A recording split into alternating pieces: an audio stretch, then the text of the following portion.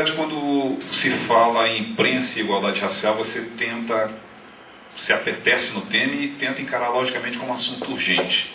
Tão urgente que você venha a um evento como esse mais na vontade de ouvir do que de explanar, principalmente com uma plateia com uma mesa tão rica de conhecimentos nesse assunto como este. Bem, a TV Web Brasil ela surgiu com a atividade fim de produção de matérias telejornalísticas para o web. E hoje nós trabalhamos para o Jornal de Brasília exatamente prestando esse serviço, né? A produção de matérias telejornalísticas para o web. Quando eu falo na prestação de serviço, significa que exatamente o nosso grupo, nós não somos funcionários do órgão de imprensa Jornal de Brasília, nós prestamos serviço.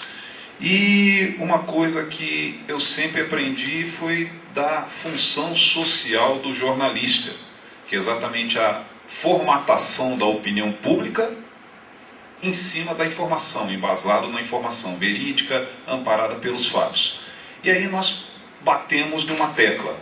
Alguns aspectos foi abordado aqui pela Juliana, outros pelo André Ricardo, e com certeza, se pintasse mais componentes na mesa, viriam outros aspectos nesse tema de imprensa e relações raciais.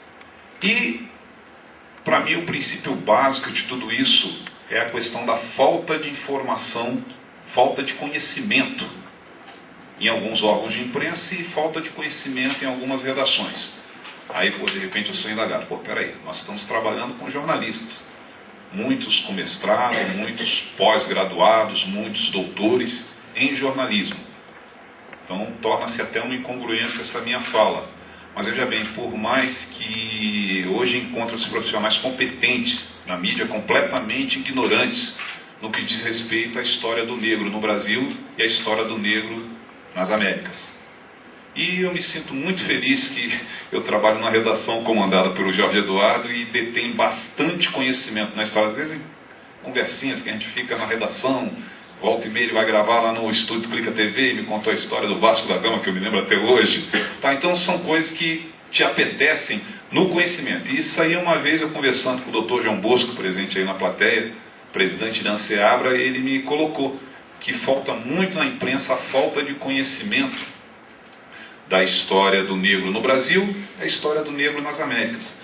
E exatamente por conta dessa falta de conhecimento que acontecem pautas como a distribuição de cotas, que é um assunto presente e urgente. Quando que de repente na imprensa nós ouvimos falar essa questão da discussão de cotas? Até não vamos colocar parte sendo contra ou a favor. Mas quando que foi debatido o tema, a questão da discussão de cotas em relação à falta de herança do negro? Brasil com mais de 500 anos de idade, porém com 350 anos de escravismo. Quando que foi abordado que de repente o negro não teve herança? Peraí, eu estou com 350 anos de diferença. Quando que foi abordado de repente, peraí, esse lote aqui foi herdado do meu tataravô, que passou para o bisavô, que passou para o avô, que passou para... Ou seja, existia uma herança. De repente, exatamente na época do escravismo, enquanto de repente uns descendentes da elite branca estavam estudando Europa, América, o negro estava no mato. O negro estava no canavial. Então, quando que foi abordado isso aí? E o que acontece? E muitas vezes, outro tema é a questão do desconhecimento das manifestações simbólicas de origem negra, provocando, a maioria das vezes, uma intolerância religiosa. Se eu escrevo a palavra orixá para um grupo de leitores, podem conceituar isso como manifestações na natureza. Outro grupo de leitores podem conceituar como espíritos demoníacos.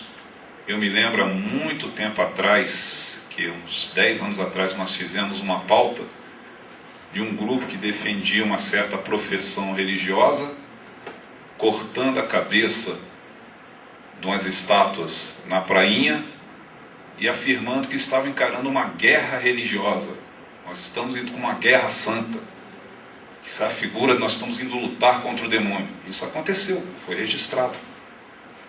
Agora, de repente, a que ponto que isso serviria como pauta para alguma redação? Então, eu até concordo com a Juliana em alguns obstáculos em termos de pauta.